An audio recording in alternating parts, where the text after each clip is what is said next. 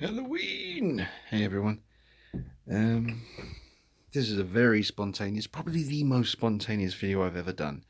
As you can probably tell, because this is not the kind of setup I would have for a Spider-Man video, but basically, I was getting ready to put Spider-Man on display, add a bit of colour to this shelf here, because basically Wonder Woman is the only character who's not wearing black. Basically, well, that's kind of not black, but you get the idea. It's a very dark shelf. So I thought Spider-Man right there with his lovely colourful box, which is right there, and Spider-Man in a nice pose would really brighten up this shelf here. That shelf is pretty bright. It's got some pretty colourful characters and boxes. Looks pretty sweet. So I'm thinking of putting Spider-Man Homecoming there. Now someone asked me in a comment on Instagram whether it would be possible to switch out this pole with the clamp for like maybe one of the BVS figure stands, because they don't want to use the clamp that goes around his waist in case it damages the suit. So this is the rod from my BVS Batman. So you can see right there he doesn't have his base. That's because it's here.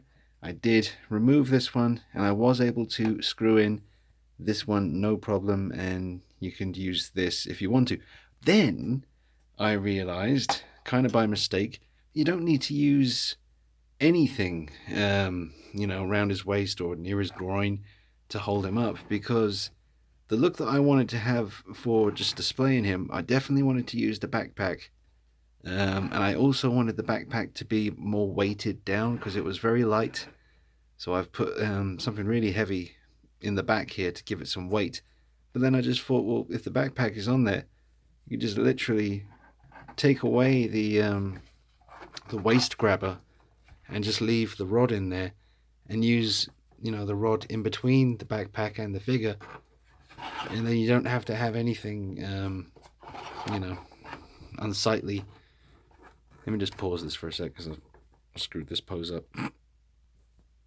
Alright, but yeah, that's just a great option, I think, for you guys. I think a lot of you, when you get your Spider-Man figure, you probably will rock the backpack because he does wear that, quite a cool moment of the film.